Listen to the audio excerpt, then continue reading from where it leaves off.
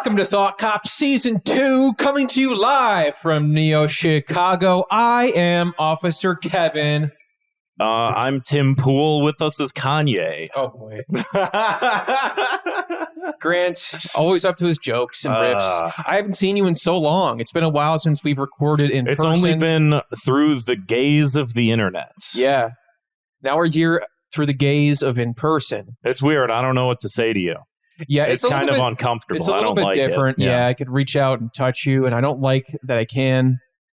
I like to have you at a distance. Thank you. Yeah. Also, the yelling intro is obviously a centerpiece of every episode. And we were talking to the Discord chat about, should Kevin yell the intro? And everyone's like, I miss the yelling. So you have to do it. You have to do it. I don't make the rules. The people I'm a man of the people. Give the people what they want. And it's screaming and it's being loud at the very beginning. But people have been receiving season 2 quite positively. They've just been receiving it. People have been listening. People have been having it on in the background. A lot of people, they go, I stopped listening to you guys. Thought you guys were full of shit. Then season 2 happened, and I was like, got to catch up. Got to start listening. It's all been positives. All you need is a cheap gimmick, and people will listen. We could have changed nothing. Yeah. We could have just did the same show and just been like season 2, and everyone would be like, oh, yeah, no, it tastes a new Pepsi. Wow, incredible. Season 2, only almost 6 years in. Well, let's give a welcome to our guest who is live in studio with us tonight. We have Jacob Gregor. Thank you. How's it feel? It feels great. You got to watch us set up for 20, 30 minutes. I really like to be a part of the process. It's really interesting to see how, the sausage is made when it comes to podcasting. And you are a filmmaker, so surely you must understand, of all people who can see this sort of thing, how annoying it can be when you're trying to get the lights right, the screen right, the pink screen on the laptop that we had to Google the color pink to have it look right. Yeah. Buddy, all you have to do, talk to Stanley Kubrick about some of this shit. You can't. He's dead. Well, I don't know if you talk to his daughter about this shit. Breaking any negative news. Can you imagine the kind of shit Kubrick would have accomplished if he had this? Could Google a color and have that shine? Someone pointed out one time, they're like, "Oh, Kubrick's such a perfectionist," but look at when Danny's playing with the ball in The Shining, and there's a clear they practiced that shot of it landing right in the center like that, and so it made an indent in the carpet, so you could tell. It didn't just look like that. He'd done 100 takes, and it looked like he did 100 takes, but everyone's like, oh, he's a visionary. He's a perfectionist. That's full of shit. That adds to the surreal nature of the movie. These little details he probably thought about. You weren't thinking about them, so... But he was. And he was that was a ghost. Yeah. That was actually a boy who was playing with a different boy who was a ghost who was playing with a ghost ball. Did y'all see... that stupid fucking movie, it's Room 273 or whatever. Yeah. Did you watch that? Yeah. Isn't that bullshit? I haven't seen it. I just heard that it's bullshit.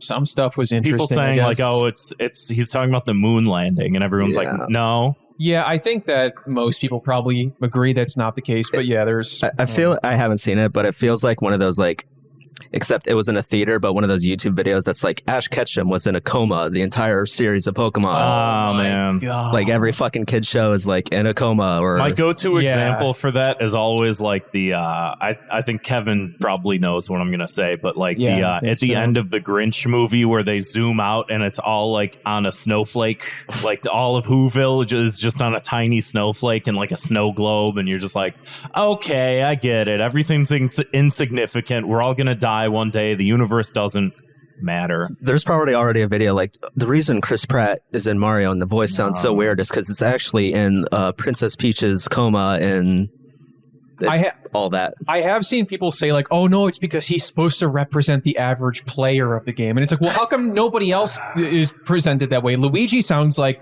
a version of Luigi. He sounds great. Yeah. Charlie Day sounds great. He's a great Luigi because Charlie Day always has that frenetic energy, and Luigi's always scared. Exactly. Now, Jacob, you are a filmmaker. You are a director. Are you excited for the Super Mario Brothers movie? Well, not only am I a filmmaker, but I am also a gamer. Oh, so my God. When you combine two things I love, I can't be more excited. Yeah, I can't be more excited. That's a good place for you to stand. Got cat in front of the camera. All right. Well, this is why people tune in, folks. Yeah, this is why you should be watching on YouTube. You could have gotten a big cat head right in your feed.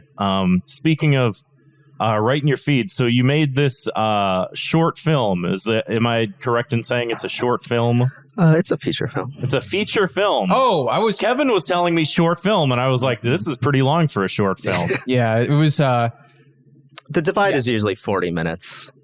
And it's what? I always thought it was 90. No. Okay. It's 70 minutes. No, 90's full length. That's I would what I think, meant, yeah. Well, it's like most movies you want to, like most Hollywood movies are at least 90. And then, yeah. But the feature Divide is at 40 minutes. So let's talk about this movie. Endless content. Yes. Endless content? Yes. For some reason, I want to say is that right? endless That's right. content forever, but that's not what it's called. It is. Is it? There is a forever at the end. Yes, that is correct. Kevin, what the fuck is that? Where's the forever? Endless content movie. Yeah. God. Yeah, I thought I was having a Mandela effect. Let's start the whole podcast over. This is embarrassing.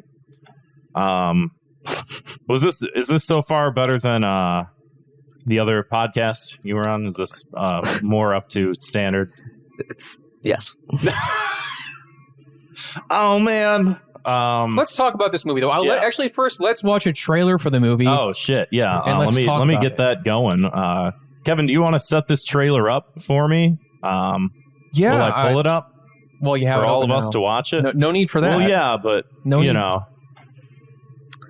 So this is a movie. Actually, I want to set up the reason why you're on the show. So a friend of ours, Ian Erickson, he's been on the show multiple times.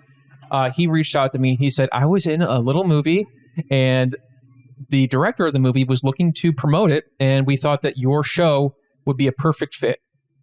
And I watched the trailer. I watched the movie. And boy, have you come to a place. Yes, that could not have been a better pitch.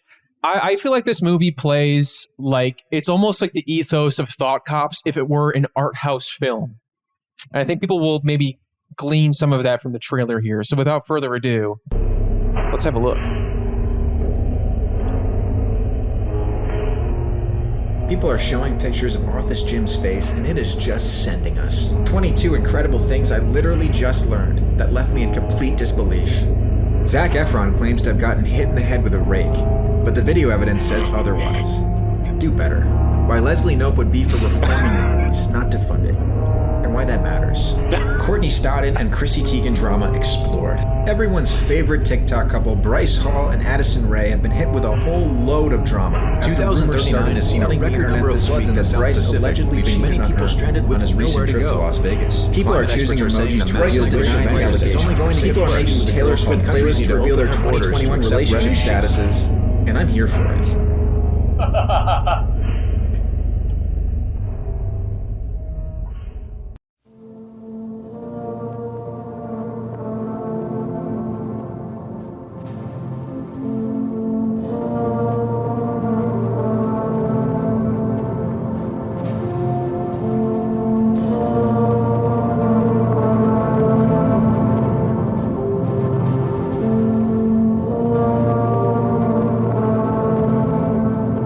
Content forever, written and directed by Jacob Gregor. That's true. That would have been really embarrassing if it wasn't. So I'd be over here cringing. That'd be pretty awkward. Awkward penguin. Yeah.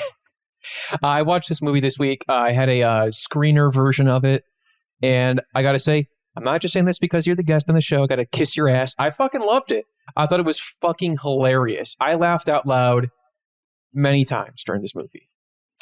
Many LOL moments. That's what I'm going for, is a lot of LOL moments, but also a lot of thinker moments where you can just sit and think. I was thinking the whole time. You know what I was thinking about is, I admit I'm no better than, the average listener of Thought Cops at home that sits there and their finger up their ass. Their finger up their ass. One finger in their ass, one in their nose, and I'm sitting there and I'm watching it and I'm sort of, there's like a little bit of a lull. I'm going on my phone and I'm checking Twitter, seeing what's going on. And I'm looking at the screen and I'm looking at Twitter and I'm watching 10 different things showing up on the screen.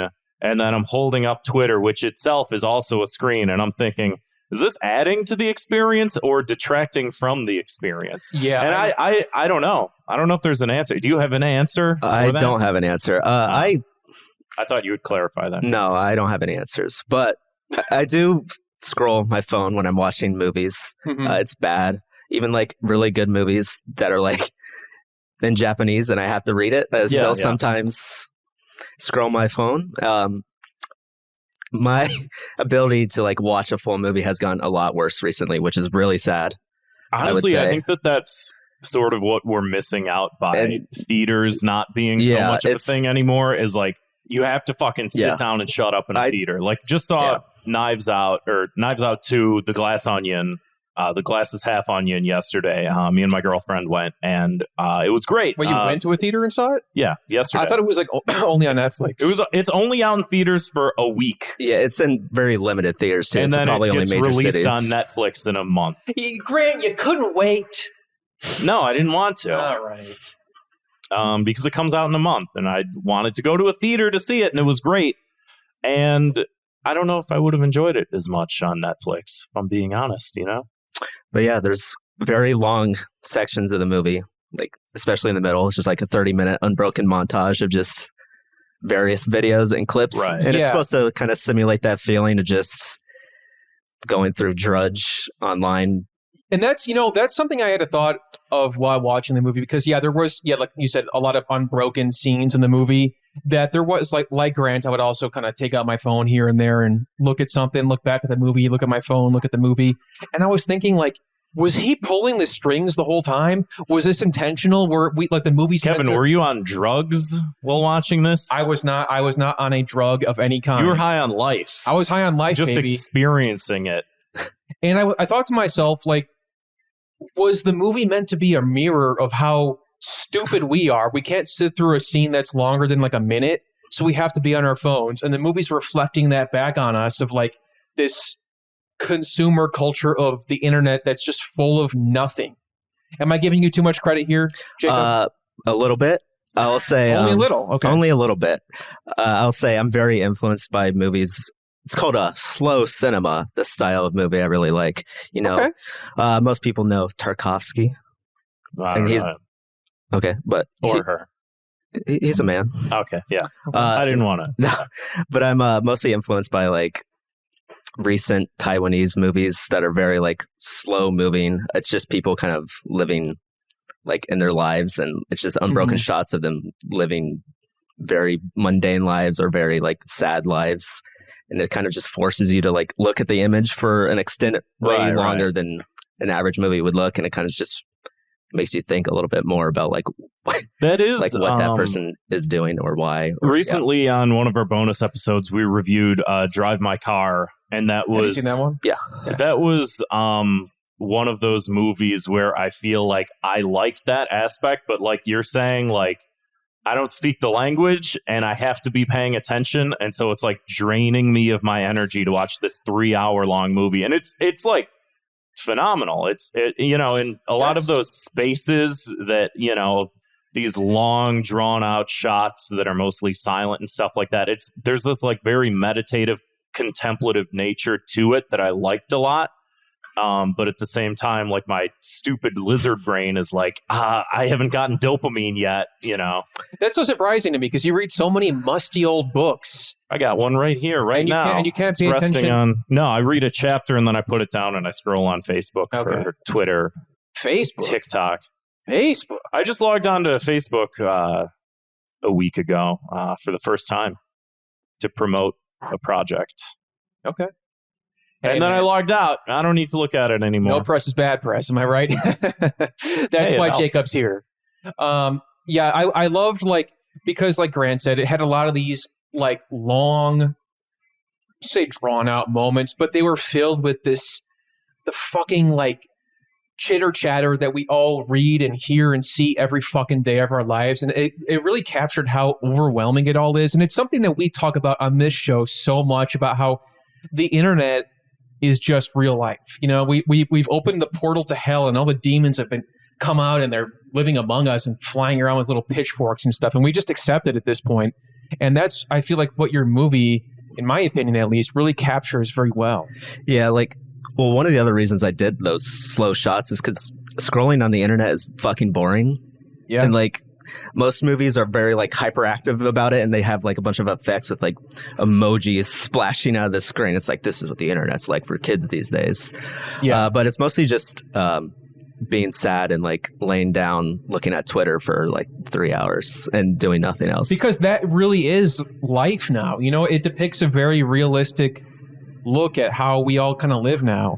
I don't know if you've heard of a YouTube channel, Be Nice to Me Productions. No. He's another local Chicago filmmaker, but I feel like with him and like your stuff, it's just there's a lot of this rejection of this kind of culture. Like I was thinking of the video he did with like when you have to take a poop but you have a boner, and there's just constantly flashing signals and things like subscribe, like hit the bell every like 2 seconds. And it just, I like that we're sort of embracing this kind of entertainment we have now and just like really showing like how ugly it all is. Yeah. And I thought like the very slow paced first act also kind of counterbalances with like the quick montages of just overlapping footage that's like bright and flashing. Right. And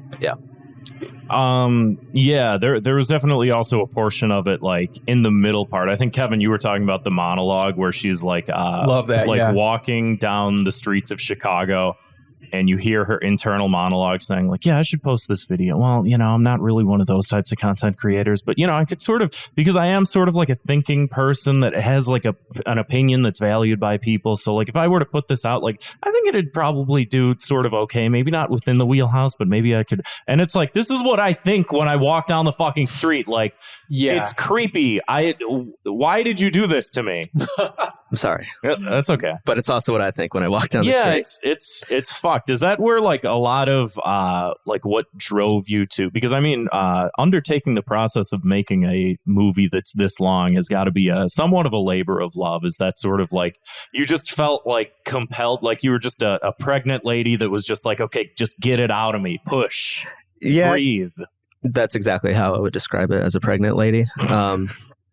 But I've been like thinking about this kind of general structure for a movie for a while, for like probably since like 2017, 2016, just because that's when the internet, I feel like, got a lot worse. But yeah, at least in my life. And that's around the time that we started the show, so I think it's our fault. Yeah, that could be your fault. Yeah. Also, it's sort of looping back around to then now too. It's sort of like there's a 2016 resurgence, and I don't like it at all. Absolutely, I hate it. I'm here for it. The internet still feels like 2016. Yeah, moments, and like if Donald Trump runs again, then it's gonna be like Trump versus Biden, or I guess it's just Trump Biden again. Here we go again. I think Elon Musk tweeting out a picture of Pepe the Frog was like enough for like my brain to like shock back into like, because you thought it was so epic. That's enough internet for today. I'm my phone down for 5 seconds. I'm owned. We're all owned. Corn cobs. We're all corn cobs. Oh my God, dude. Alice Cooper. That would be a good parody song. I don't get that one. Whatever. It doesn't matter. Well, Billy Corgan already parodied it. Parodied? Yeah, he parodied it. What was the parody? Well, he covered it. Different terminology. Same fucking thing. Different word. A cover is a parody in a way. You just don't change the words. No, not at all. You're completely wrong. Jacob, I want to ask you about the footage in this movie, because I wanted to know, like, I'm sitting there, there's a lot of stuff flashing at you, and obviously some stuff I could recognize. Some stuff I knew was filmed because people that we know were in it. And then some stuff I'm like, was this somebody you knew? What did you pull it? Like, what was there? Like, how much of this was originally filmed footage that was like kind of overlaid over it? And how much was original? In terms of like the internet footage, it's like 60% from the internet and 40% I filmed. Okay. I don't know. I don't remember exactly what was in the cut you watched, but obviously the stuff with Ian is all filmed. Yeah. Some random stuff you probably wouldn't think is filmed, like the guy hitting himself with a hammer. Oh, I don't know was filmed? Yeah. That almost felt like a video that I've seen. I know, that made me like groan. I'm like, oh my God, we live in hell. Because those videos actually exist. But I mean, that was kind of the goal of like, make enough videos where if you just slip in them, people think it's like actually from the internet. Because you also want to put in real internet footage because people know if it's like fake. least usually if it's in like a bad movie made by like a 50-year-old who doesn't use the internet and they like film YouTube videos, they're very... You like one guy with the bandana. I'm assuming that was not a friend of yours. The bandana? The older guy with the American flag bandana? No, that's Greg the Rant Man. He's dead now. Okay. He died of COVID. Jesus. Had to find out here on the show. Yeah, sorry. First Stanley Kubrick, now this. God damn it. 2020 just keeps taking our heroes. 2016 sucks. Trash fire year. Yeah. First Stanley Kubrick, Greg the Rant Man. Oh, shit. I just like, you really captured just the essence of how despicable it all is. And the scenes that you were in, and I didn't actually know that was you. I actually didn't know what you looked like for sure until you walked in the door. I think I might have seen a picture of you, but I kind of assumed that was you in the movie. And your delivery of a lot of the lines or like the fake YouTube video, like the fake YouTube channel you had, were very funny. Thank you. Like those are just like improvised, so that way I'm like naturally stammering, right? And it sounds more like I'm actually just a fucking idiot who can't what I'm doing right now. Hey, you could do a whole podcast of it every week for 5 years, and I'm sure it'd be very popular if I did it. Well, you can't say that much. You're saying this isn't the most popular podcast? I mean, not the most, no. I was expecting like a big We're bump. number 2 behind, it's called Timcast is the number 1. Yeah, and that's why we're wearing these fucking beanies. We thought this shit would work. No, you need like a katana on your wall, and you need like a medieval sword and shield. I've been trying to tell that to Granny. He would fucking shut me down. Did you know that Tim Pool's band is also called Timcast? I did not know he was in a band. Oh, yeah. He's released, I think, 2 songs, and under the moniker Timcast, everything's called... It doesn't even make sense because a band is not a cast. You would think it'd be like Tim Band. It's so sad for the other band members. It's like early 2000s pop punk, I think it was. Yeah. It's, I mean, it's not good. So there's that. But we're just jealous and owned. Well, I won't be posting my Spotify Wrapped. There's one guy that tweeted that out, like, number 1, top 0.01% of Timcast listeners. Somebody already did that? There's got to be one person. Do you think, like, Tim was hoping when he had Kanye on that he would, like, have him as a feature on a song ever, or... Maybe. Probably, People were hinting towards it. God damn. Endless content forever. I'm getting too sad to keep asking questions. What also bothered me about this movie that I liked, but it bothered me a lot, is the dialogue between the multiple characters, which again was just like, this is how I talk to people now, is just like sitting on a couch in silence and like, hey man, did you see this video? And you're just sitting. Oh yeah, I loved you just like showing. Man, the phone. I don't like this at all. This Jim is from The Office. I like how the characters, like, nobody's really listening to each other. They're just sort of saying things. Right. I forget if it was you or somebody else at one point just going, Michael Scott from The Office screaming no gif. Just very plain faced, and that made me laugh so hard. Thank you. Which again, I feel like we do that on this show a lot, is just describe a meme. It's funny. It works. So I guess from the conceptualization of 2016, 2017, you have this idea. Do you then just start like working on the script? Like how long does the time frame for some of these things look? Yeah, I had a short film at Slam Dance, which is like the sister festival of Sundance for first time filmmakers. Gotcha. And that was 2019. And it was also very much about like internet. No, it's 2018 or 2019. It's all the same. But it was also very like internet focused and that kind of shit. Mm-hmm. Yeah. Is that available to watch anywhere? It's on the streaming service No Budge, if you know that. No. Yeah. Budge. No Budge. What's the movie called? Chicken Wraps and Condoms.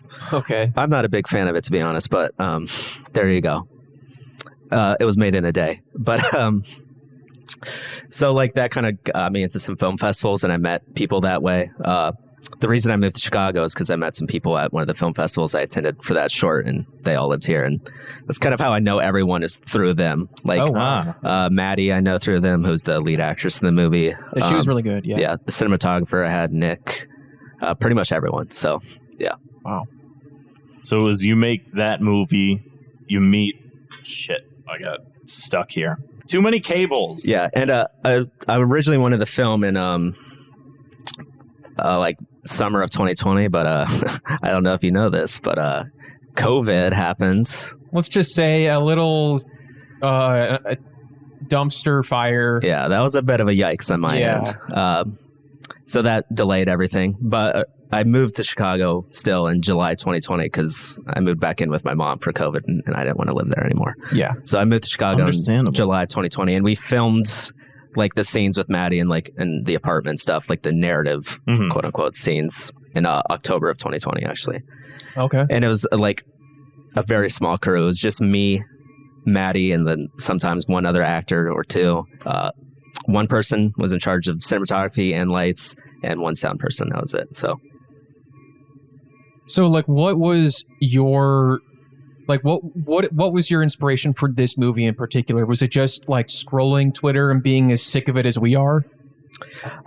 Honestly, I wasn't that big into Twitter when I first started thinking of this movie. Okay. I didn't get onto Twitter until like 2018, and it was mostly I think just at this point, all of these websites sort of they're all the same work thing. The same. Yeah, look the same. much. They all have the same features. Like as soon as a new feature comes out, like as soon as like TikTok is like, hey, we got these 15-second long videos. You just scroll through them. Instagram's like, hey, we do reels, and then YouTube is like, TikTok has Instagram. I don't know the names of these fucking websites. I don't know what they're called anymore. There's too many. Remember Fleets? Fleets, whatever the fuck. I just got an Instagram last week because like a lot of film people use it over Twitter for like because it's better for promoting. Yeah, and it just fucking sucks. Everything that's on there just sucks. So what if you weren't on Instagram or Twitter? What were you on? It was mostly just like YouTube and going through like holes at like 3 a.m.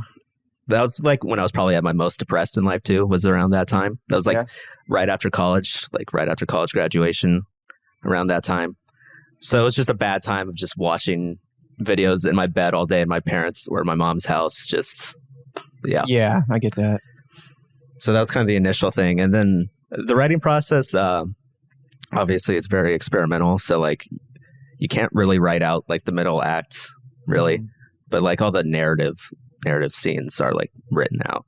Was it more sort of like generalized like direction of like... Yeah, I basically wrote like a mock middle act just so if I had to give the scripts to someone, they would like kind of understand what it would be like. But yeah. And then after that, like some of the middle sections where we're getting like video collages and stuff like that. Was that just like constructed? And no, that's just me freestyling and Adobe Premiere, just kind of fucking around until I like something. What was your inspiration for the character you played, like the YouTuber guy? Yeah.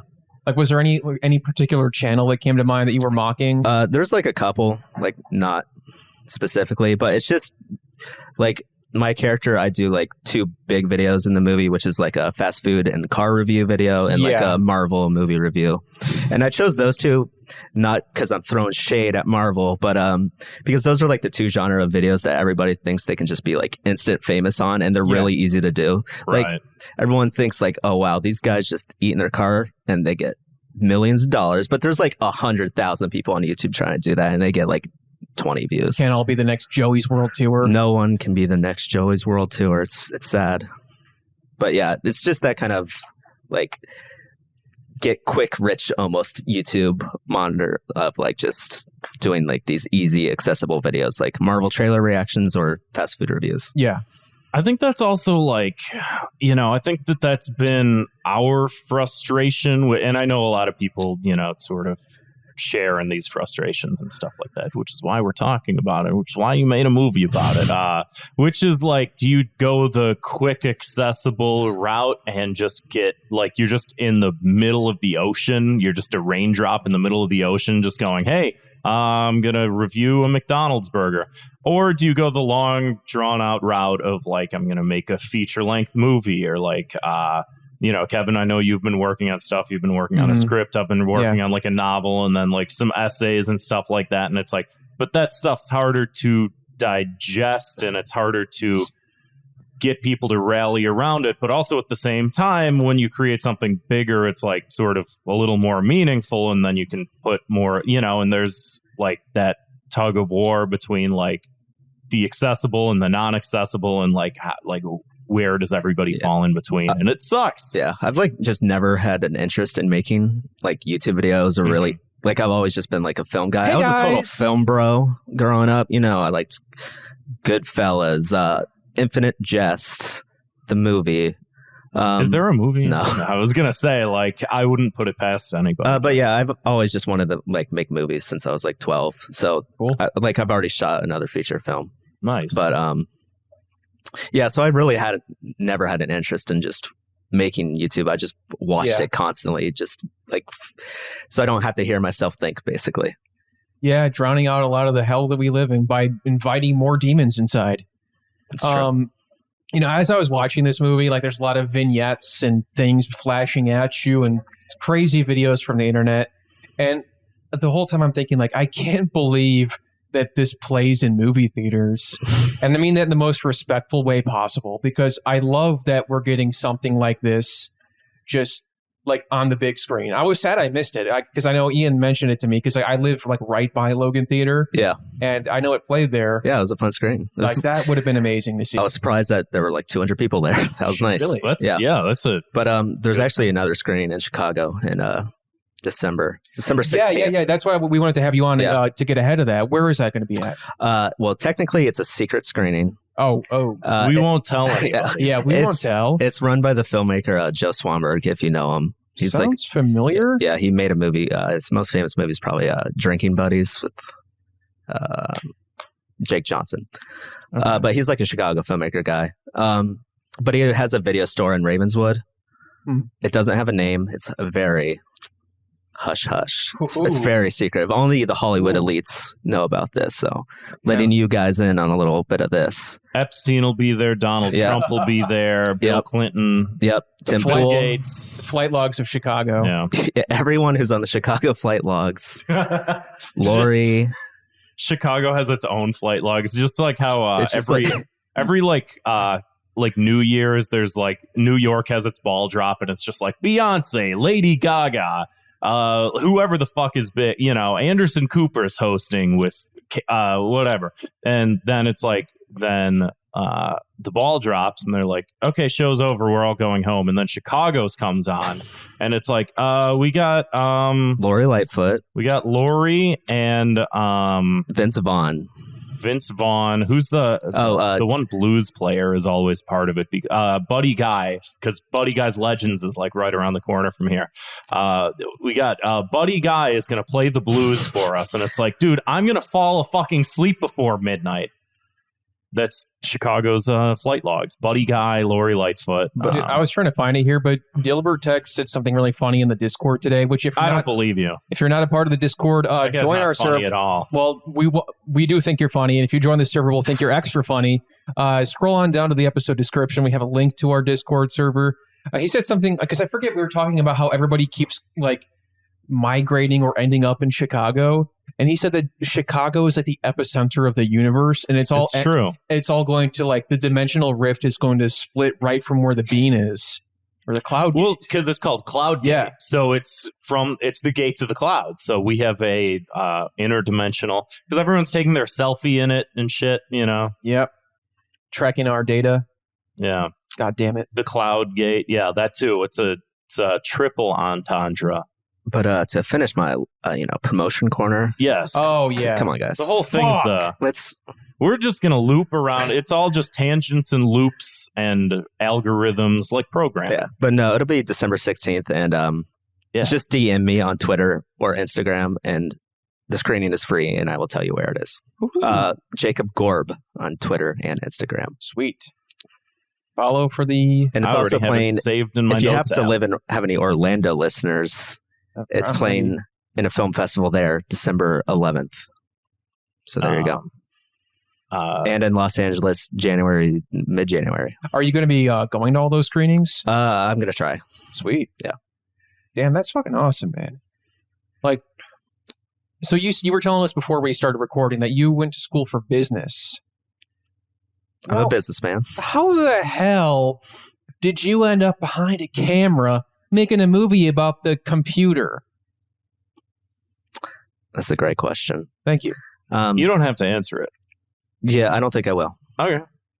But also, I just chose business because I was 18 and I needed to choose a major. Yeah. And so I was watching Mad Men at the time. I was like, all right, I'll do this major. You want to be like Don Draper? Also, I heard it was really easy, like the business major at Ohio State. So I chose that.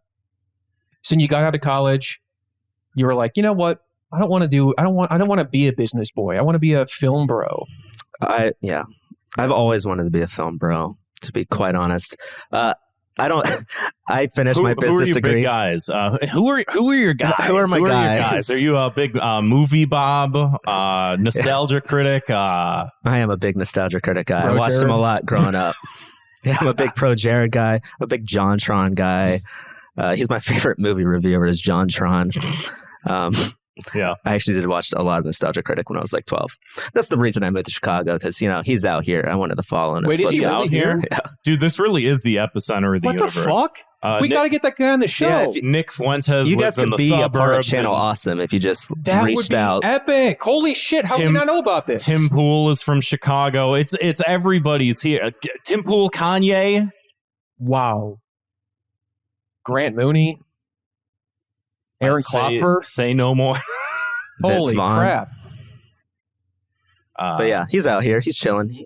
He's in the suburbs. I didn't know. What suburb? Yeah, what suburb? I'm going to go to his house. I think, I Googled Channel Awesome, like, business, and it's like on Google Maps. It's like on the west suburbs. I'm going to do this right now. Yeah, hold on a second. I wonder if that's where we're from. Yeah, we're from the west suburbs. You might have come across him in your daily life. You didn't even know. Okay, so I actually did see him at a movie theater here once. It's in, I won't say, but it's in Lombard. But I won't say that. But it's in Lombard. God. I used to live there when I was a little boy. Yeah. I did see him at a movie theater once here at an AMC, and I did tap my girlfriend and soy face point at him and say, there he is. What was he at? River East? Yes, I believe so.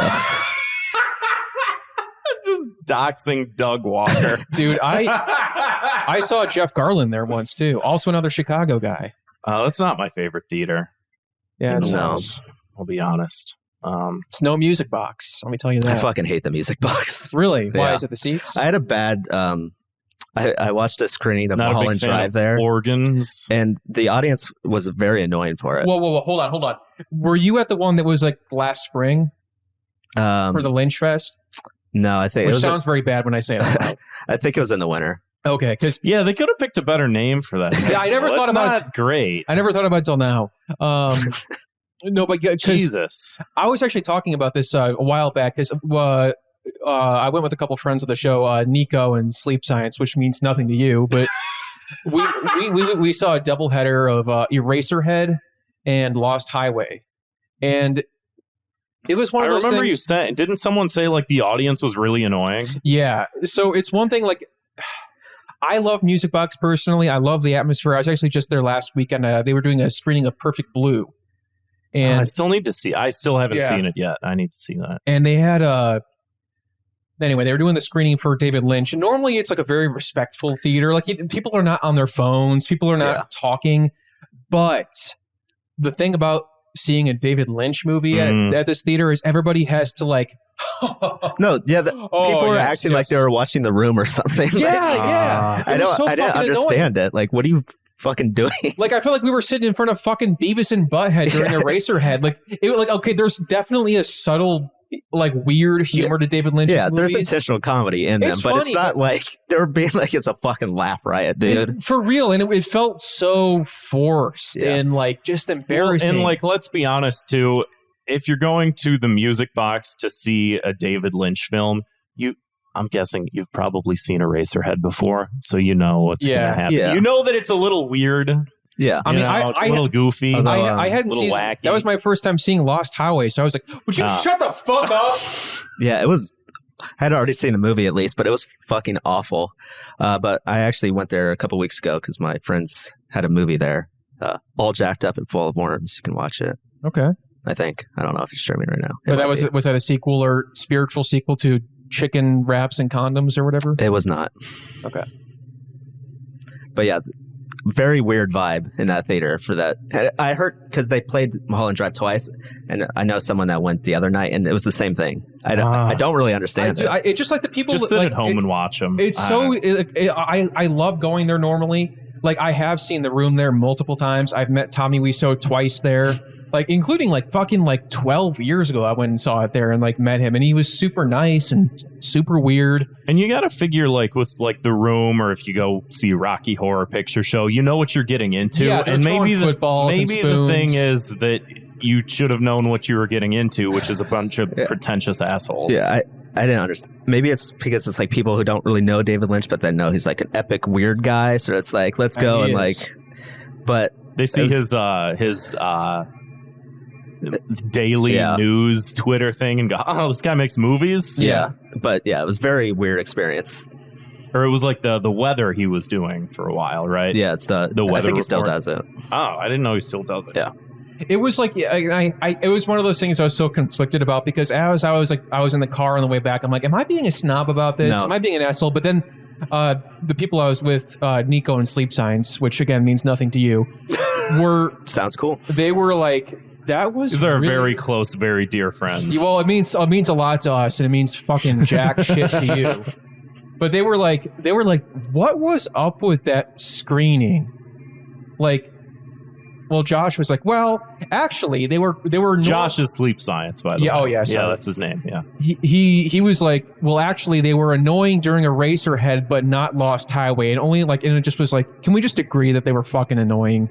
Be done with it. It was the only time I almost left the theater. It's because of how fucking annoyed I was. I mean, like I think I might have told this story on the show somewhat recently, but a friend of ours went and saw the Batman last year, whenever that came out.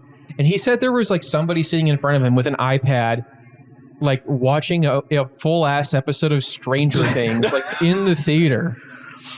And like, say what you will about Music Box, but that would obviously never happen there. Yeah.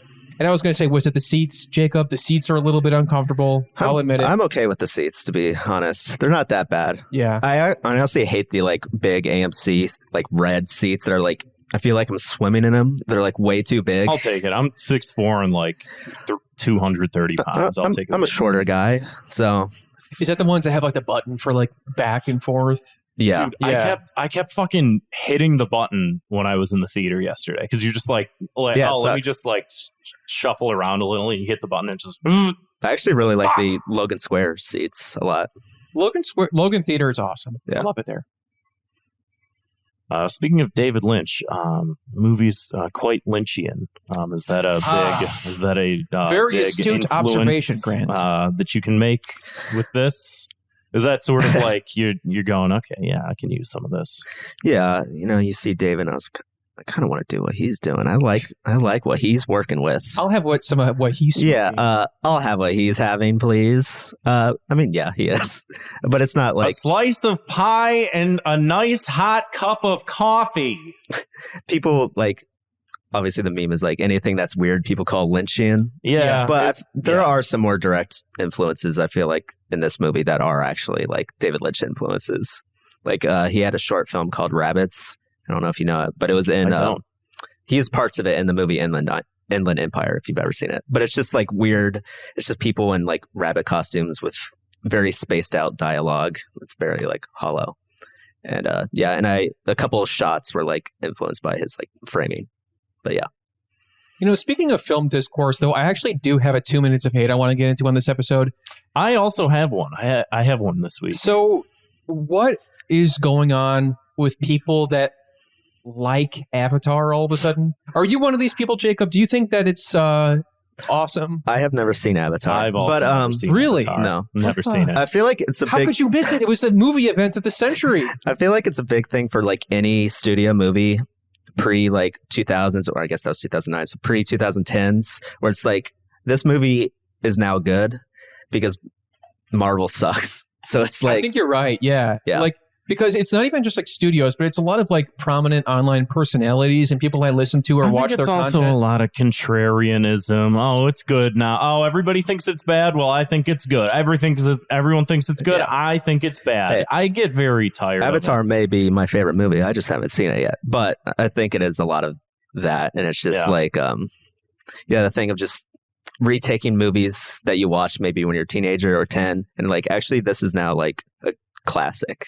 or whatever it is. Like, I'm not even one of the people who hated Avatar, because when that movie came out, it was all like, it's fucking Dances with Wolves, but they're Smurfs.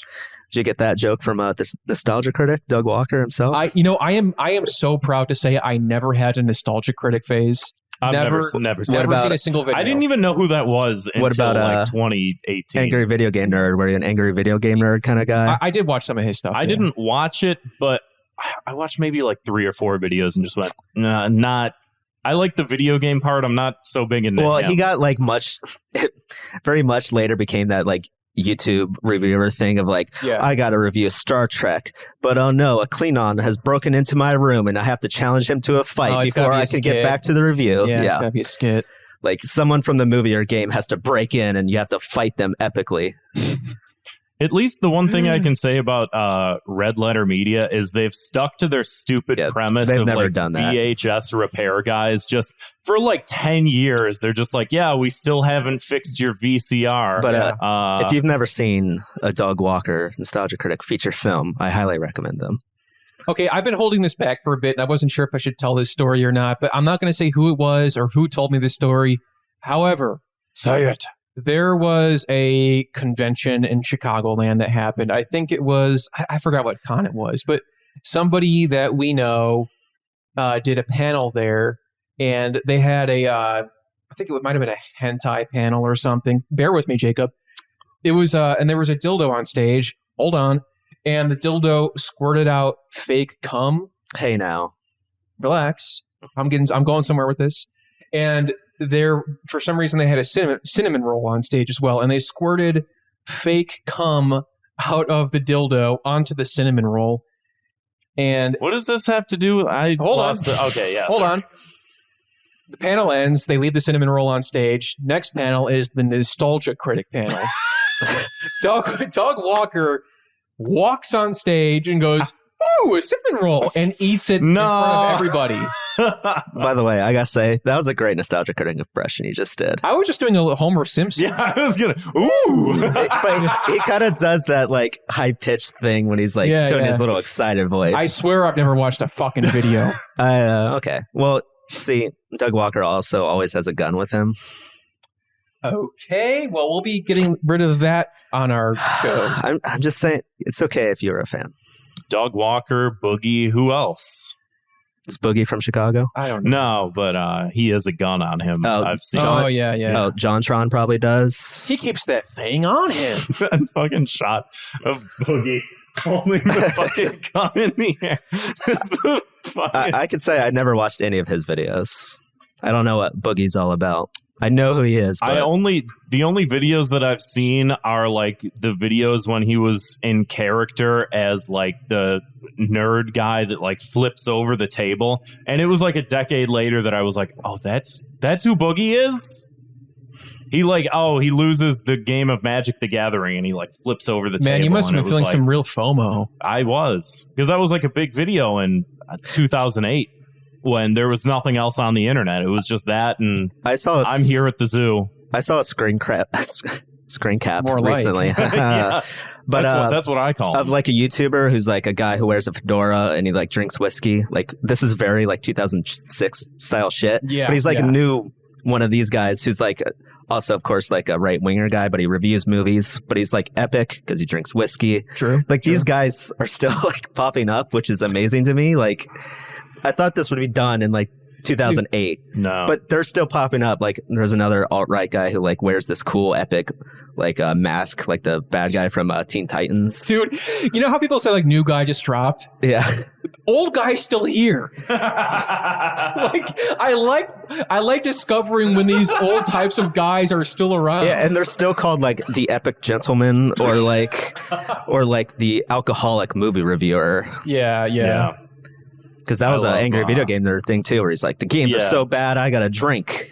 The games are so bad, I have to eat shit out of a donkey's asshole. Yep. Yeah, that would suck. Yeah, that'd be terrible. But people are still aping him like 16 years later, which is amazing.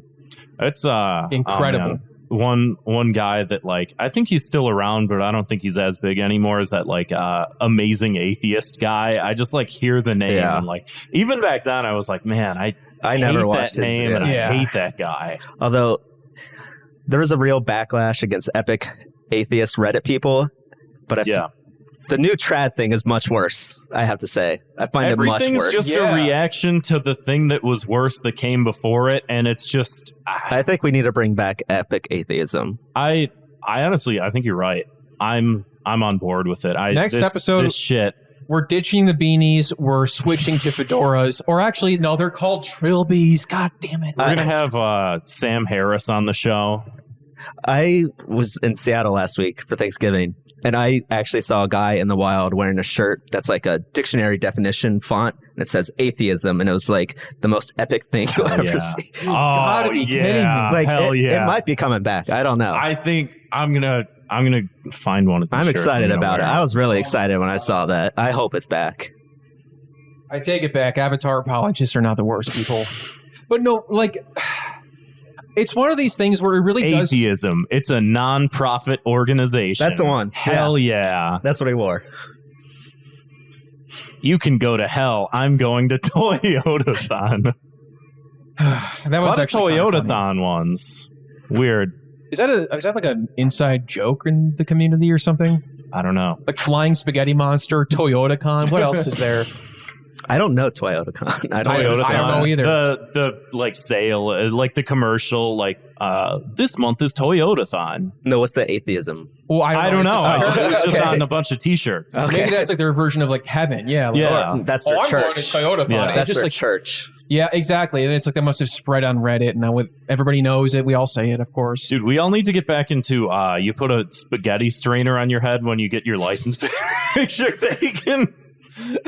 Who did that? Yeah, I don't know that Bunch of one. people under the guise of like First Amendment religious protections. Like, I go to the Church of the Flying Spaghetti Monster, so this spaghetti strainer on my head is a religious artifact, and I demand to wear this in my license photo. So if you Google like atheism like license photos, you'll see a bunch of people with spaghetti strainers on their head. I was never an epic and random kind of guy, sadly. Although my GameFAQs message board username was Cleveland for the win. No, Because I was a fan of the Cleveland Browns. Oh, okay. I was sitting here thinking like, okay, Cleveland Brown from Quahog is pretty fucking tight. Mhm. Is that why his name's Cleveland Brown? Yes, absolutely. Is it really? Yeah. Jesus, Pretty funny, I didn't put that together until exactly right now. It's a real thinker. I have a 2 minutes of hate. People that, and you see it with, especially like Knives Out, which is a little bit of like a different murder. Is it Glass Onion and Knives Glass Out Onion, story? but, a Knives Out story. But I'm saying like when Knives Out came out, and there were a bunch of people that were like, that was really good, that was really interesting. I like how they sort of spoiled the mystery ahead of time, but then like took you through the story, and then it was a little bit different. And there's this response that people have to that, which is I saw that coming from a mile away.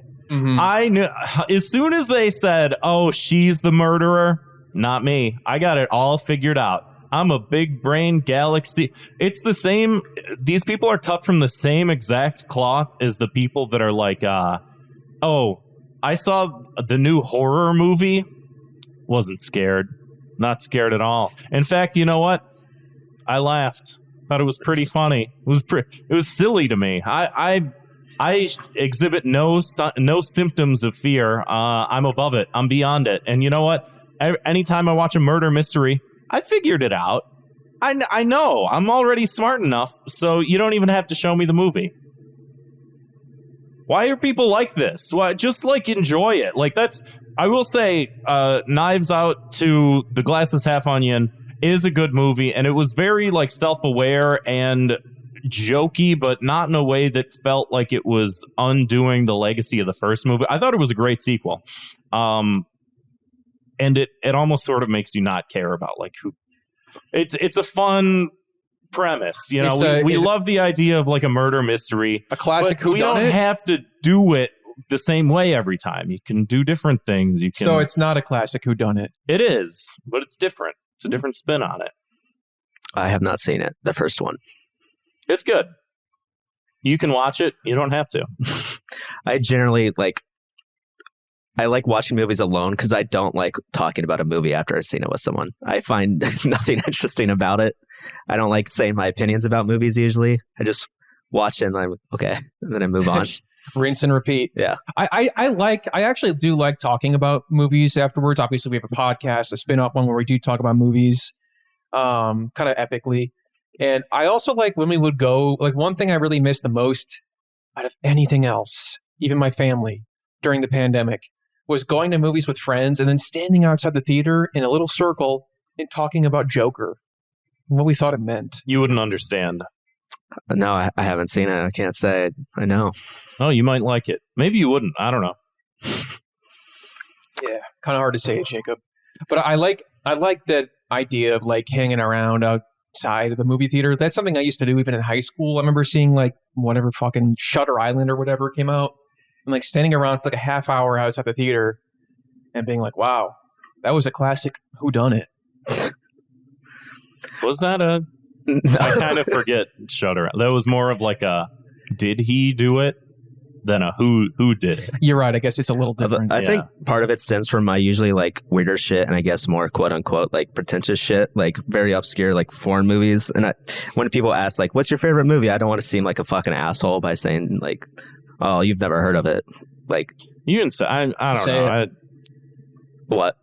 What is your favorite movie? Say it. Oh, I don't know if it's my favorite, but I really like Stray Dogs, directed by Tsai Ming Liang. I've heard of it. I've never heard There of you it. go. I'm going to look it up right now.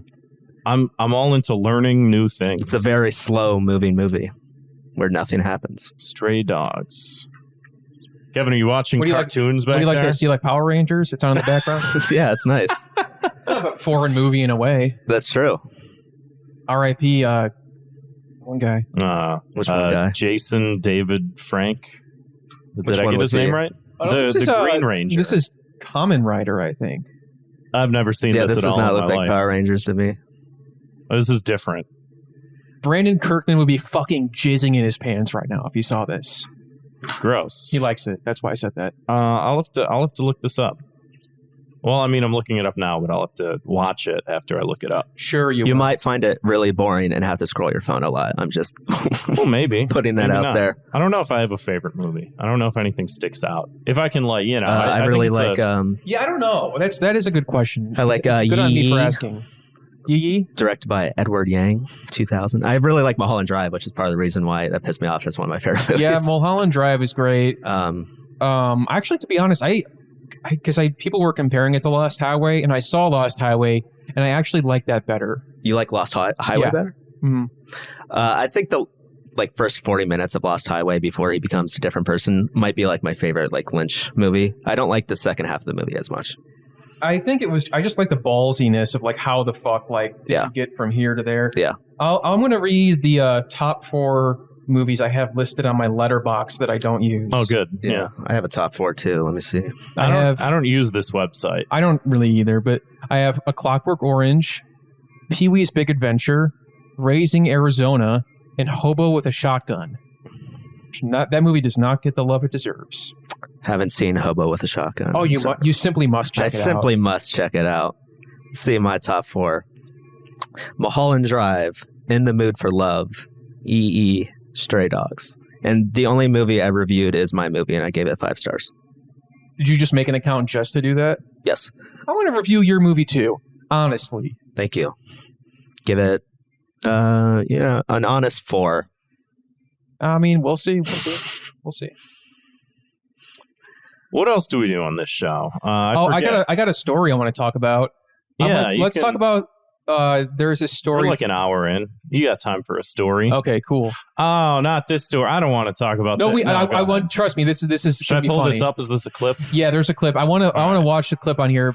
We don't even really have to talk about the story. Most of all, like the clip feels like something that would be in Jacob's movie. Maybe I'll add it in. The headline here is from the New York Post. It says, "I took my 9-year-old son to Hooters to celebrate good grades. Trolls say I'm creepy as fuck." Well, fuck is kind of blanked out. I at least have. But so there's like this video on here that sort of outlines what happened. Is this like, is audio necessary for this? Yeah. Okay. There's music. Yeah. Oh, all right. So we'll get a copyright strike. Well, it's like, stock music. Right. This is good. Nice quiet meal with me boy. A dad sparked off a heated debate on Twitter after rewarding his 9-year-old son for doing good at school with a very adult meal at Hooters. Jesus. Mate, this is creepy as fuck. Yeah. How is this allowed in this day and age? I wish he was my dad, from Tony Hussein. Nice quiet meal with me boy. I like how they wrapped it up just like, here it is again, just so you know. That does look like a video I would use. Or put in. It's like very much like the now this, but it's like they're It's both dad and son's like weird smiles. The weird smiles in the tweets that look extremely fake. Yeah. It's not even the font that they use on Twitter. It feels like I had to like double check. Am I on a parody website? Yeah. Well, I used now that video is the Borat one. I love that. That one was created. That one was not found. And I don't doubt that there was like some level of whatever, like, because we talked 1 or 2 episodes ago. I love this guy's face. It looks like this person is not real. And then the son with like sauce all over his mouth. He also looked like this is not real. Yeah. This like boy does not exist. The sauce on his face looked like when it glitches out around people's mouths and it looks fucked up. And they're just like women with their fucking like underpants pulled up behind him. I got an AI to create my 9-year-old son's birthday party at Hooters. Is this a trending story? Yeah, this was like all over Twitter this week. Dude, it's right next to Florida Gators QB arrested for child pornography.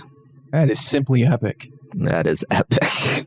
Not on the record. I mean, irony. And it comes at a good time too. Or I won't say a good time, but it comes at a time because there is a lot of backlash towards basically anybody of any alternative sexuality that is anything other than straight.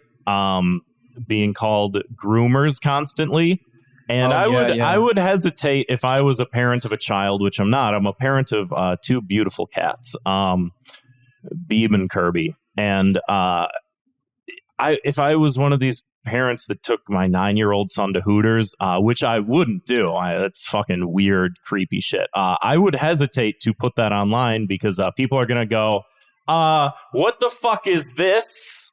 What you're calling like a drag queen reading a book grooming, but you're taking your child to a sexually explicit restaurant?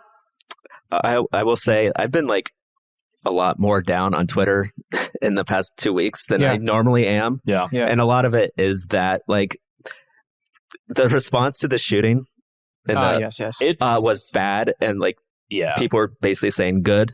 Like Tim Pool, people with big audience are being like, well, this is what happens.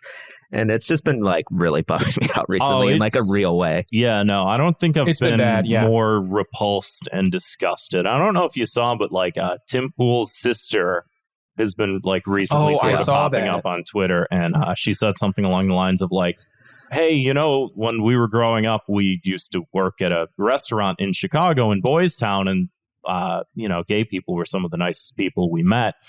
Did you just forget all that? And it's like, I don't know, the whole thing. It's been like genuinely upsetting to read on Twitter recently. And like your feed is always filled with it because people are always doing like epic quote tweet dunks of people. Yeah. But so you can't get away from it. And also I've just been seeing like a lot of really shitty people show up on my timeline just out of nowhere. Not even like, oh, you follow this person, but just like, here's like whatever the fuck. Like, I don't even know half of the fucking people's names. And it's like, why am I seeing this? I don't need this. I don't follow these people. Boiled Nebraska. Jesus Christ. What is that? Boiled Nebraska. It's baked Alaska, but with a worst thing. With a fake mustache. I'm a new guy now. I don't know. Yeah. That was not me. I'm just starting to hate what's it called? Being alive. No. Everything. Well, it's getting to me. And like, I think that there's points in time where it's always like, oh, this is really getting to me. And you sort of back off and it changes. And that was definitely, like you were saying, like definitely. People are always on like, you know, I got to get off this hell site sort of thing, which like is like lame, but also like sometimes you actually do feel it. Yeah. Oh, for sure. Yeah, and it's been. I mean, it's bad true. Recently. We talk about it all the time. I got to get off the hell site. I saw Jim Carrey was like, "Hey everyone, I'm not going to be on Twitter anymore. Here's a funny video," and he just posted a funny video, and everyone was just like, "Fuck you," and whatever. So I saw this guy who. He's on Twitter. His picture's a literal caveman. I was arguing with a caveman and I was losing. It's better than like a Roman statue, I guess. But they're going from Roman statues to cavemen now. It's the Roman statue, the caveman pipeline. He says, leaving Twitter is like leaving your country of origin because you can't stand up to whatever discomforts you might feel there. Instead of going to war, you'd rather flee like a coward in hopes of an easier lifestyle. Self-awareness is acceptance. I guess you have nothing to say. Mate, we're just posting. Yeah, that's what also pisses me off. It's like, you see it a lot with like the trad accounts or the Roman statue accounts where it's like, they're the ones talking about they're the most online out of anyone. Yeah. And they take everything way more seriously than anyone else does online. You need to lift weights. You need to touch grass. It's like, mate, you're on Twitter 24/7. Constantly. Just like bitching at people. And so I responded to it, which is a bad idea, because then you get sucked in and then you spend all day arguing with literal cavemen. And I said, I think it's probably a little more like just not going onto a website. Well, guess what? The caveman clapped back. He said, no, because he has already expressed his fear over a specific billionaire buying a specific social app. I wonder who.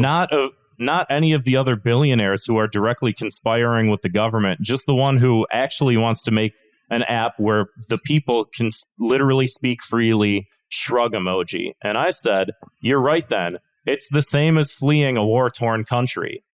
And he didn't like that. He didn't like that one bit. And so he said, sorry, you're unable to get the analogy, but you still have time.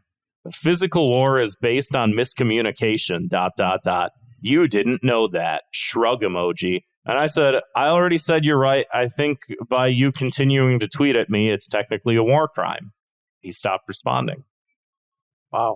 It's embarrassing. I have egg on my face. I've never responded to anyone on Twitter. I've never replied. I don't know why I do it. It's just like you just see it. It's like, it's not fucking you're at war. It's a website. And you just turn it off. And no. And I'm like, why am I arguing with you? You're a literal caveman.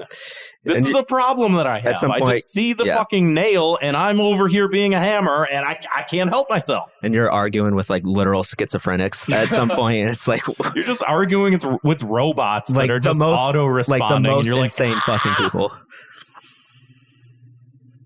It's I'm a scorpion. I can't help myself. I had to sing the frog. I had to do it. That's why I wear that cool jacket, so everybody knows. Yeah. Don't mess with me. Speaking of Twitter and speaking of Elon Musk, though, I want to talk about this really quick. And I don't know if this is going to be what we're going to do moving forward, because whatever is happening with Twitter, whatever plan there is in place, never sticks.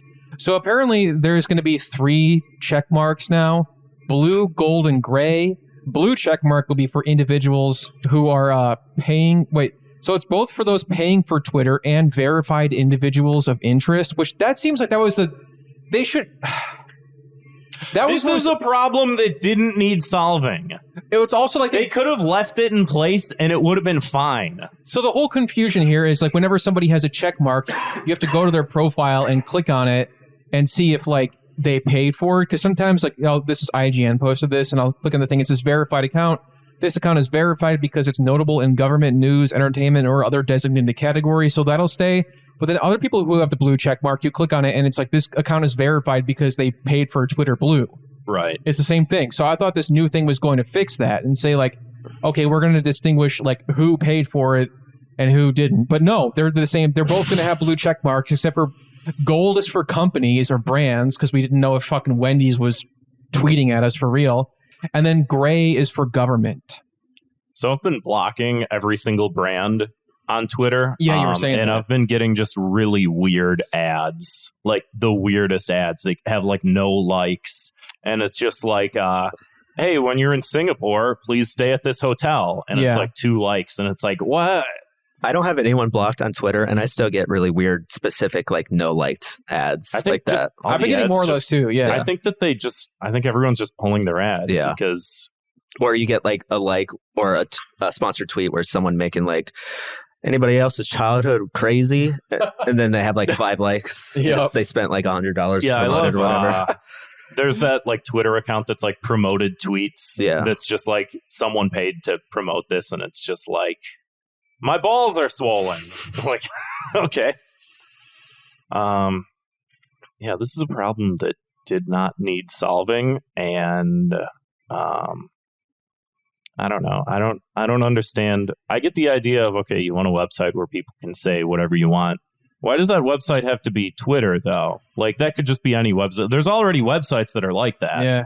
Like, but I like the Chans, you know, you've heard of the Chans. Like, that's basically how those websites are run. I guess I don't go on them. I would never go on them. But that's what I've heard, is that they're just the Wild West of the internet, and it's just all bad shit. And it's like, but those aren't like really profitable, is the thing. Is you can have a website where people can just post whatever, but like, you're not guaranteed to make $400 billion back on that, or $40 billion or whatever. Well, that's a problem. It's just like, well, you can buy it and you can do whatever you want with it, but like Tim Apple doesn't have to go along with it. So that's the new front of the culture war, is Apple versus Twitter, and I'm just over here sipping my tea like that lizard. Well, I have a degree in business, so let me just say, as a person with a degree in business, I think you're kind of missing the mark here. I think Elon Musk is actually operating on a different level that you don't understand. 4D chess. Yeah. It's got like a high IQ, right? Yeah. Well, it's very high. I heard from a guy at Harvard, it was the highest ever. Oh my God. So if you don't have a business degree, I don't think you should be really in part of this conversation. Or finance, that's also a degree, right? Is that the same? One that you also don't have. Right. So no, only business, specifically business. I didn't know that Elon Musk like lied about a bunch of his degrees. He just has like a BA in economics. Yeah, business degree is stupid. I didn't learn anything in there anyways. I skipped all my classes and I drank a bunch. College, baby. It was epic. Every night was fucking epic. Speaking of epic, I actually do have a key to the city on this episode. Oh. It's this thread by Rebecca Mackay. I think that's how you pronounce her last name. So there was a tweet from Babylon Bee that went up recently. And now, for those who don't know, Babylon Bee is a hilarious satire website. And they Kevin, you're just triggered. Yeah, I mean, basically, like, you know, the reason you're not funny is because you're woke. I wonder if that's the case here, because they have a tweet which she did a deep dive analysis into. And the original tweet from Babylon Bee says, it's like an onion or hard drive or whatever. It says, yeah, it's on par with those things. Exactly. Yeah, we're pretty jealous, actually. But Stephen King estate reveals he died years ago, and his Twitter account is being run by a mentally ill, glue-sniffing parrot with Tourette's. That's the headline. That's almost like that's adjacent to angry video game nerd. It's a little bit. It's got a little like a LOL random sort of. Right. It's like LOL random. Like I was like, maybe they're going for like rule of hundreds, where just there's so much that it loops back around to being funny again. And it worked. Yeah, it definitely worked. It's hilarious. No, but she had this really funny, insightful thread about like, you know, crafting a funny headline, crafting a funny joke, because she is a writer, and she has this long thread going through and detailing like why it's not funny, how you could maybe make it funny. Sounds like she has a little bit of time on her hands. I mean, yeah. What, this is 10 tweets? Touch grass. I guess somebody doesn't have a job. Even though this is her job. Yeah. No, it's actually pretty interesting and pretty insightful. And, I pitch headlines pretty consistently. So it's interesting to see, like, right. I don't think about it this much, but right. It's interesting. But I mean,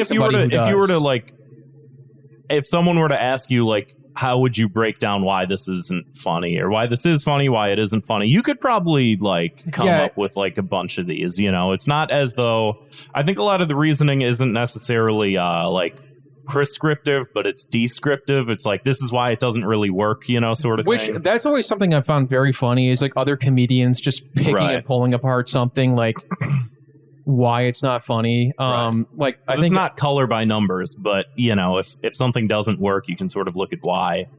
Like there's I think I might have mentioned once at the Go Off Kings stream, they would do this thing called Huck Watch, where they would play like Mike Huckabee's talk show and his monologue jokes and everything, and just like rip into them so hard, and it's so fucking funny. But this thread is also very funny. She like goes into it like word for word, why certain things like slow the joke down, make it less funny. It's very interesting. Rebecca, it's at Rebecca Mackay, Makkai on Twitter. Cool. Yeah. Anyway, I think we got a voicemail. Yeah, we got one listenable voicemail, I should say. Yeah, all of them out. The rest of them just garbage, but there was definitely one that stood out, and so we'll play that right now. I'm queuing it up. It's loading. Yeah, you know, before we do, right, Jacob, where can people find your movie? Where can they see it? Where can they watch it? And where can they follow you on social media to see your promos? Follow me on Jacob Gorb. That's Gorb on Instagram and Twitter. If you're in Chicago and you want to see the screening December 16th, just DM me on one of those. DMs are open. Slide right in. If you're in Orlando, you can watch it December 11th. If you're in Los Angeles, you can watch it mid-January. Don't have a specific date yet. But it'll be online around February, probably, for everyone to watch. So Cool. We'll have to promote that when it comes out. We'll have to. Again. Anyway, if you want to leave us a voicemail... Had to do it to him. You had it. That's my favorite thing, is holding on to a joke until you start something else, and I just pull it right back in. Well, I'm doing... for those of you... Yeah, with the guy that's wearing the khaki shorts. He's putting his hands together. Polo. Yeah. Anyway, if you want to leave us a voicemail, give us a call, 312-788-7361. That's 312-788-7361. Or you can send us an audio file to thoughtcopspodcast@gmail.com. Hit it. Thanks, SpongeBob. I think I'll play it now. Hello, Thought Cops. Once again, gracing your voicemail, it is I, Leo the Incredible. Uncle How Leo! are you gentlemen on this fine Wednesday evening? Are you enjoying everything that's going on?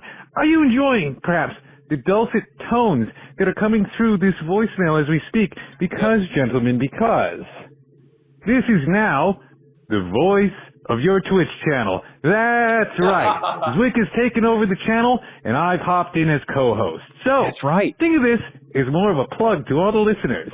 If you want the greatest time with boomer shooters, if you wanted the greatest PlayStation 2 games emulated and brought to you for purposes of nostalgia, then I welcome you to hop on over to twitch.com/thoughtcops, where you can join us in a nostalgia trip Twitch.tv of wonderful gaming and friendship. We have all the fun F-slurs over there, mostly friendship and fun. So, again, twitch.com/thoughtcops to listen to the voice of Thought Cops Twitch. All right, gentlemen, I plugged it enough. You boys have a great night. Someone had to. Thank you, Leo, for doing free work for us. God damn it. I'm so lost without the old format because I don't know when to plug our stuff anymore and I just forget it. But yes, we have a Twitch channel. Zwick has been streaming on it pretty frequently recently. Twitch.tv/thoughtcops. It's being used again. Check it out. Watch Zwick. I don't know what the fuck he does. I called in one time to our own Twitch channel, which was weird. That's incredible. And I just hung out with Zwick and Leo for just like 3 hours talking about politics and philosophy. I don't know why it happened. Wow. I don't know why it happened. And that because Zwick like eggs me on. Zwick thinks that I'm smart and he tells me, and then he asks me a question. And he asks it in such a dumb way that I can't help but correct him. And then after I've corrected him, then he has more questions. And then we get in these weird, like, tangential wormholes about just, like, whatever the fuck is going on in his brain and me having to, like, talk about things that I've read and experienced. And it's this whole just fucking rigmarole. Sounds like it. And all that's going on while, like, Zwick is playing Tony Hawk Underground or something? Yeah, he was playing some, like, you're like a policeman on 9/11 type game or some shit. One of those. Yeah, one of those. I love those kinds of games. I love those. I love Mario, you know. Mm-hmm. Yeah. So yeah, we have Twitch, we have patreon.com/thoughtcops. You can listen to bonus episodes. Yeah. I recently launched a Substack. I don't know how many people have seen it that follow me on social media, but if you only listen to our voices and watch our faces as our voices make our faces move, if you go to, I think it's just grantmooney.substack.com, you can click the subscribe button. You put in your email address. It's free, and you can read things that I'm writing. I published an article called "The Privatization of the American Toilet." It's out now. I got 2 more that if I can't sleep at night or if I'm on the train and it's taking a long time to get there, I'll just be in the Notes app writing some stuff. I'll put it in the old Google Doc. I'll type it up. Click, clack, do, dot, bop, do, bop, bop. And then I just throw it out onto there, and then you can read it. So that's the thing I've been doing. I read it. It was good. It was insightful. It was funny. Those are the 3 things that I've wanted. And most of all, it was about poop. A lot of good jokes sort of wedged into there. I don't like the jokes to be a little too obvious, but if it's there, it's there. It just presents itself. You like people to think and laugh. Exactly. It's sort of how I feel when I see a David Lynch movie at a music box screening. I go, oh, sir, you are the grand master. You've done it again, sir. Yeah. Well, there's that aspect to a lot of like academic writing where it's like, okay, this is very boring and it's taking itself very seriously. But there's also that aspect to like just straight up comedy too, which I think is like, I don't just want to be playing everything for jokes all the time. So you try and find that middle ground, but you also try not to get too like Daily Show about it, because then it's just like, then you're just doing half the work and just hoping that the joke carries the rest of your thought process, and it doesn't work. You have to put the thought process in first, and then you just do like, oh, this would be a funny word to put right here. The rest will follow. The rest will follow. Free your mind, and your ass will follow. If that voicemail inspired you, give us a call, 312-788-7361, or you can always send us an audio file to thoughtcopspodcast@gmail.com. Like Grant said, head on over to patreon.com/thoughtcops for lots of bonus content. We got like almost 30 episodes of Fire Bros on there. We're recording a new one soon.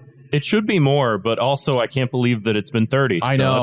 There's a lot of content on there if you haven't checked it out. It should be like 60. And it's only $2 a month, folks. Patreon.com/thoughtcops. I want to give a shout out to one of our older patrons this week, Serial Law Obeyer, who's been a patron since May of 2020.